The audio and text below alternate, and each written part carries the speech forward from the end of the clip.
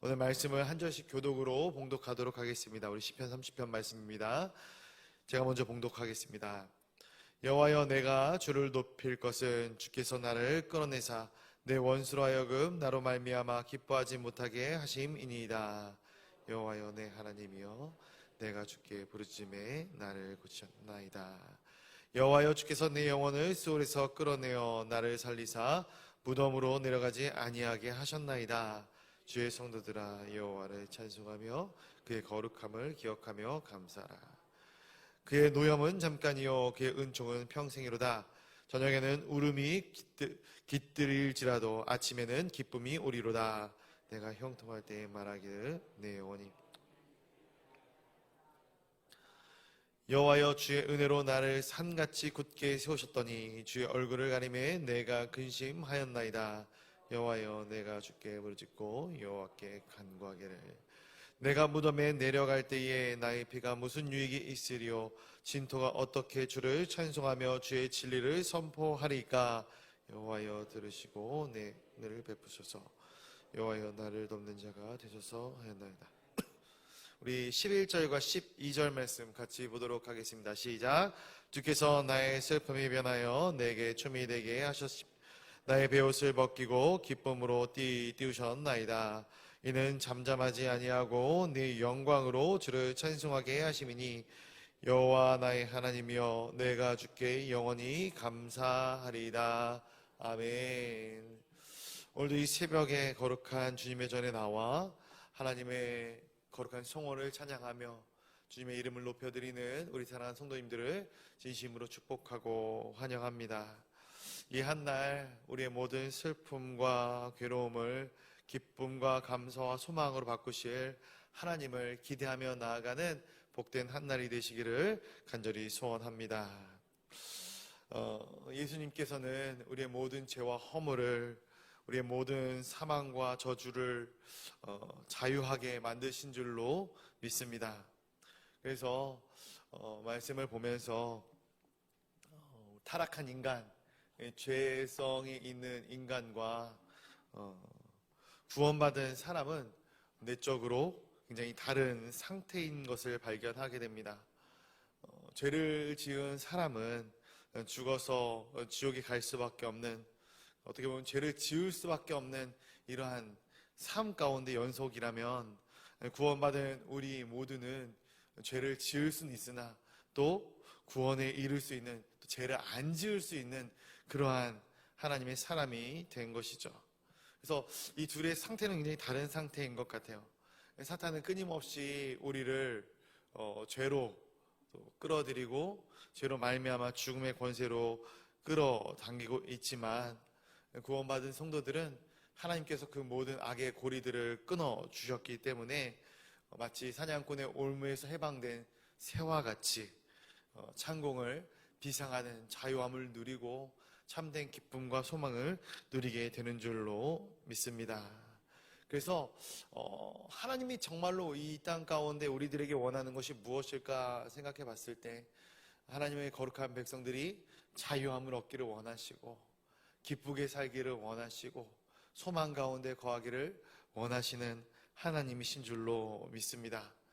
오늘 하루 그 하나님이 우리에게 누리라 말씀하셨던 모든 은혜들을 누리고 살아가는, 또 말씀을 통하여 그 은혜들을 발견하는 우리 모든 성도님들이 되시기를 간절히 소원합니다. 우리 1절부터 3절까지의 말씀을 같이 보도록 하겠습니다. 1절부터 3절까지의 말씀입니다. 시작. 여호와여, 내가 주를 높일 것은 나를 끌어내사 내 원수로 하여금 나로 말미암아 기뻐하지 못하게 하심이니이다. 여호와 내 하나님이여, 내가 주께 부르짖음에 나를 고치셨나이다. 여호와여, 주께서 내 영혼을 스올에서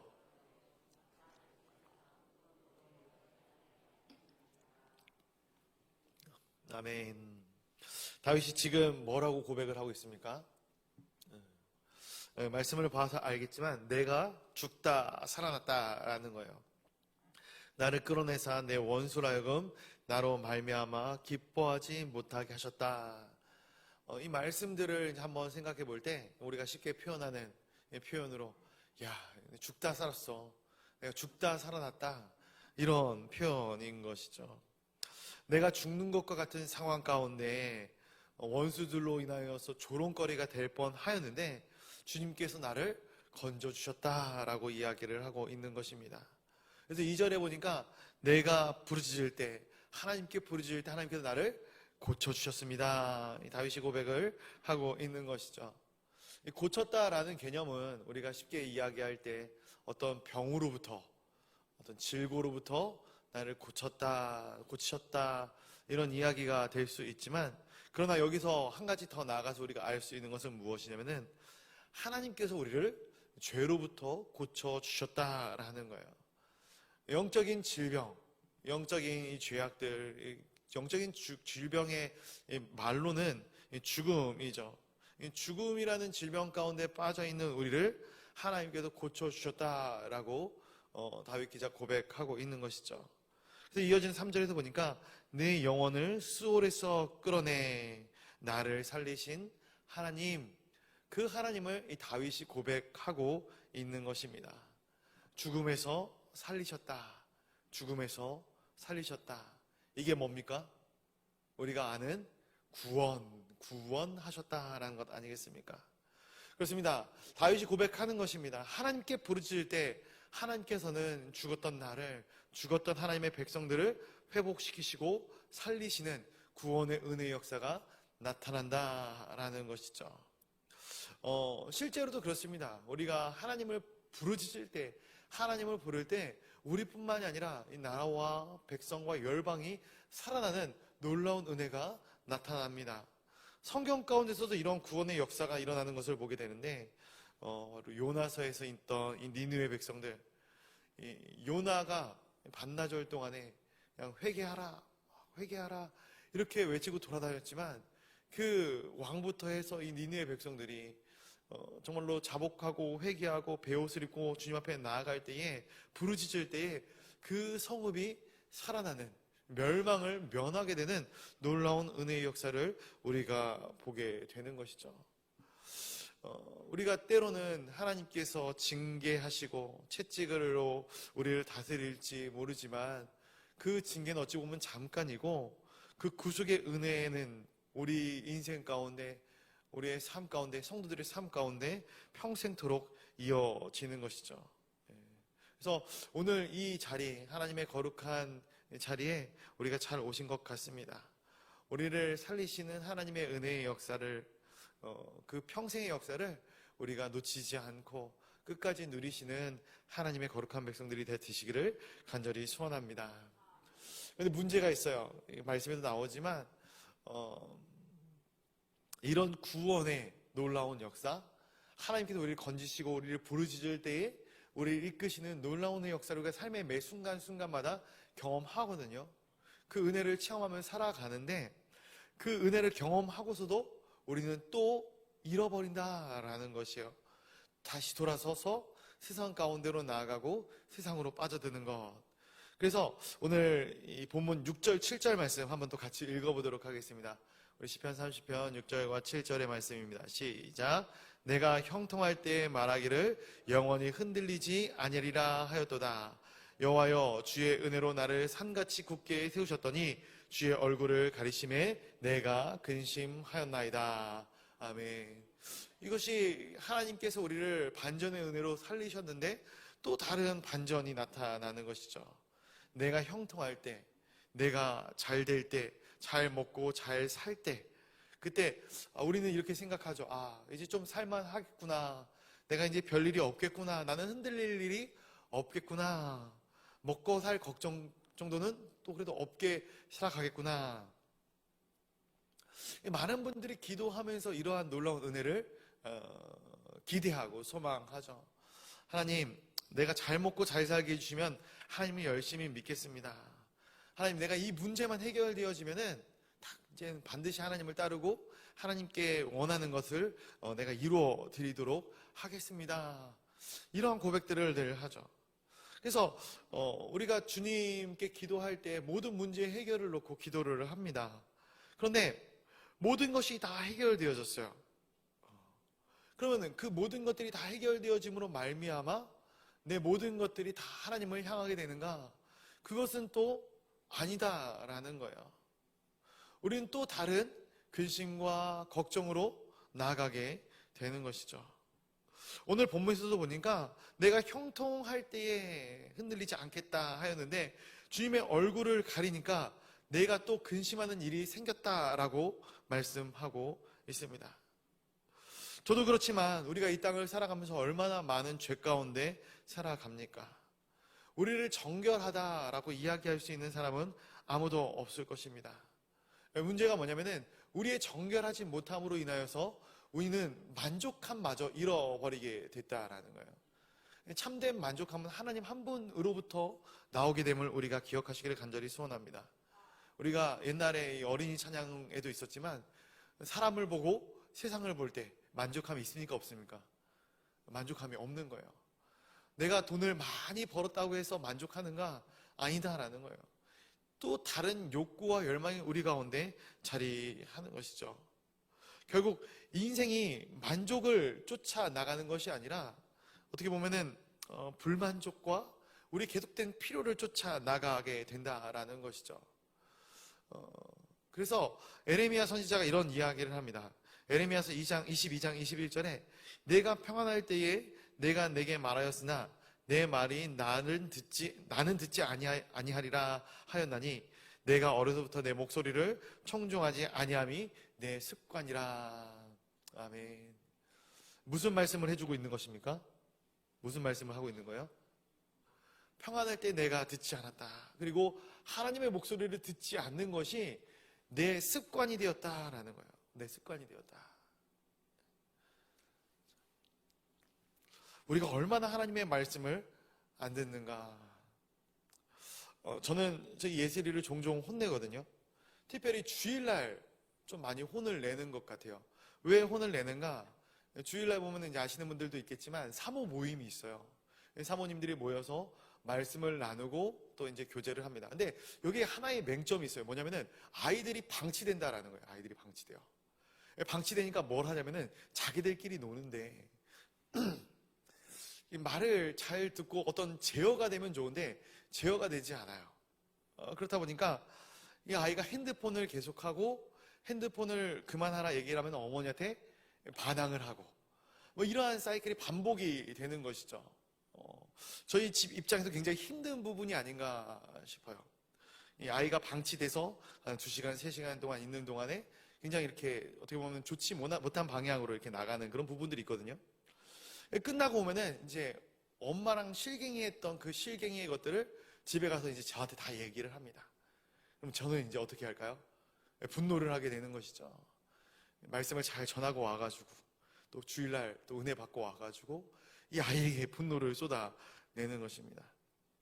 중요한 거는 이 아이에게 막 매도 때리고 혼을 내고 다음 주엔 절대 그러지 마 이렇게 얘기를 하고 나갔을 때 그 다음 주가 돼서 이 아이가 말을 들을까요?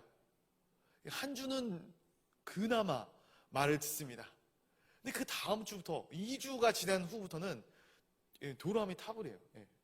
또 다시 똑같은 실수와 똑같은 잘못을 반복적으로 범해요. 똑같이 엄마 말을 안 듣고 똑같이 핸드폰을 하고 똑같이 잘못을 합니다. 우리들의 과거의 모습은 같은가? 곰곰이 생각해 보니까 저도 비슷하더라고요.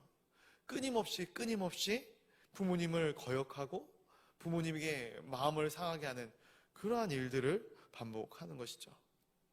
이 에레미야 선지자의 말처럼 청종하지 아니하는 것이 습관이 되어버린 나의 모습, 우리의 모습을 발견하게 됩니다. 세상의 유익을 쫓다가 하나님을 잃어버리고 방황하는, 결국 하나님께서 하나님의 얼굴을 가리실 때에 우리는 다시금 어두움에 빠져들 수밖에 없는 모습을 우리는 볼 수밖에 없는 것이죠. 그런데 저는 이 다윗이라는 인물이 굉장히 놀라운 점이 바로 이것이 아닌가. 내 인생의 상황, 내 영적인 상황이 그러할 때에 다시금 득달같이 하나님께로 달려오는 다윗의 모습을 발견하게 됩니다.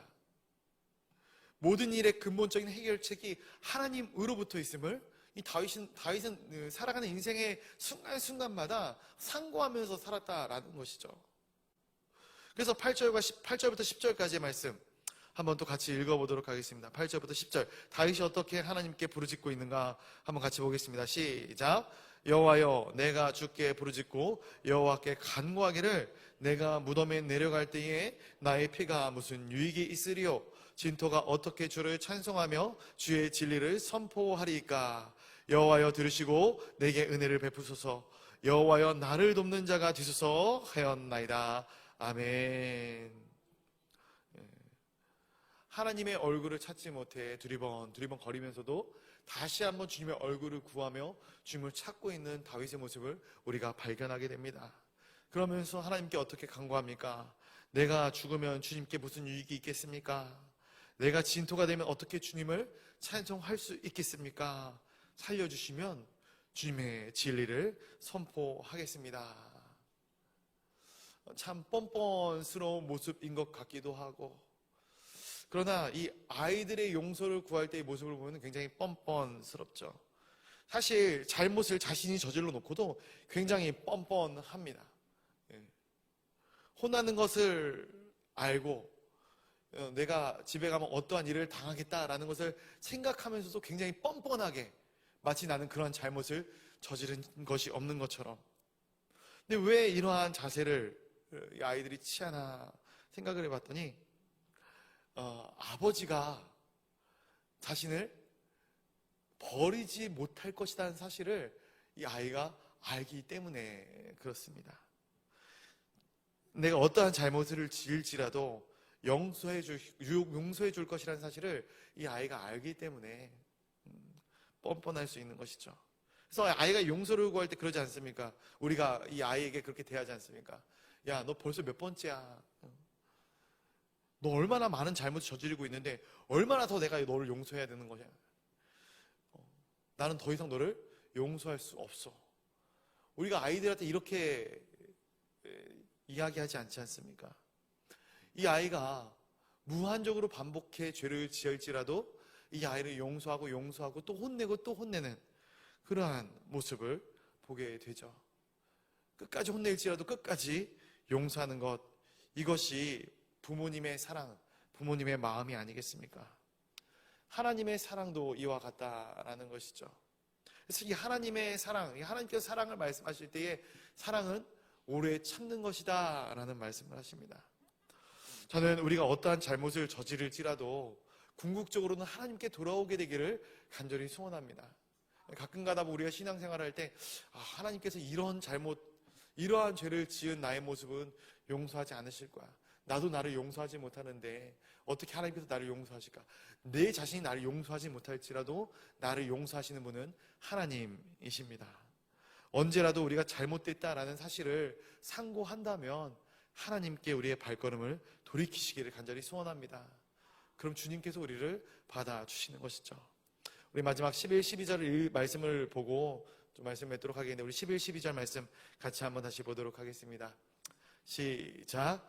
주께서 나의 슬픔이 변하여 내게 춤이 되게 하시며 나의 베옷을 벗기시고 기쁨으로 띄우셨나이다. 이는 잠잠하지 아니하고 내 영광으로 주를 찬송하게 하시니 여호와 나의 하나님이여 내가 주께 영원히 감사하리이다. 아멘. 저는 우리의 인생에 이러한 역전이 날마다 나기를 간절히 소원합니다. 슬픔이 변하여 춤이 되고 베옷을 벗기시고 기쁨의 띠를 띄우시는 하나님, 우리의 인생의 모든 슬픔과 고난과 어두움과 좌절 가운데 하나님의 은혜로 역전이 일어나게 되는 것이죠. 죽음에서 생명이 일어납니다. 슬픔과 눈물에서 기쁨과 즐거움이 일어나게 됩니다. 이 모든 것들이 어디로부터 나옵니까? 하나님으로부터 나오게 된다라는 것이죠. 하나님께서 우리 가운데 부어주시는 은혜는 바로 이러한 은혜인 것입니다. 짐이 무겁습니다. 우리가 오늘 하루를 살아가는 순간 가운데 내 일대로 되지 않고 내 어깨에 힘이 너무 들어가 하나님이 원하시는 방향과는 다른 방향으로 걸어갈 수도 있습니다. 그러나 이 방향이 잘못되었을지라도 우리가 돌이켜 주님 앞에 나아갈 때에, 주님의 이름을 부르짖으며 나아갈 때에 하나님께서는 우리를 다시금 받아주시고 모든 잘못되어진 일들을 회복시키시는 놀라운 은혜의 하나님이십니다. 그래서 하나님이라는 이 놀라운 은혜, 하나님의 이름은 우리 모두를 구원이라는 그 큰 은혜의 역사, 그 은혜의 장중에 모이게 하시는 분이시고, 그 가운데서 우리가 참된 자유와 평안과 기쁨과 감사를 누리기를 원하시는 하나님의 이름입니다. 오늘 하루 하나님께 주시는 그 은혜와 자유를 마음껏 누리시는 우리 동강의 모든 권속들, 우리 모든 성도님들이 되시기를 간절히 소원합니다. 우리 시간 같이 기도하며 나아가도록 하겠습니다. 하나님께서 오늘 하루 우리 가운데 부어주시는 놀라운 은혜로 말미암아 우리의 모든 인생이 어둠 가운데, 좌절 가운데 있는 것이 아니라 사냥꾼의 올무에서 풀려난 새와 같이 참된 자유함과 참된 안식을 누리는 귀하고 복된 하루가 되어지게 하여 달라고 우리의 인생을 놓고 주님 앞에 기도하며 나아가도록 하겠습니다. 또 교회를 위하여 기도할 때에 우리 출타 중인 담임 목사님을 위하여 기도해 주시고요. 또 25일, 26일 있을 청년의 일부 여러분 수련회를 위해서 기도해 주시고, 진행 중에 있는 목장교회 전환을 위하여 같이 기도해 주시기를 소원합니다. 그리고 우리 환우들을 위하여 기도해 주시고, 나라와 민족, 열방을 위하여 또 선교사님을 위하여 같이 기도해 주시면 감사하겠습니다. 우리 각자가 가져온 기도의 제목을 위하여 기도할 때 더욱더 간절히 기도하기를 원하시는 분은 우리 강대상 앞으로 나와 하나님께 간절히 간구하며 기도하도록 하겠습니다. 이 시간 주님의 이름을 한번 크게 부르짖고 기도의 자리로 함께 나아가도록 하겠습니다.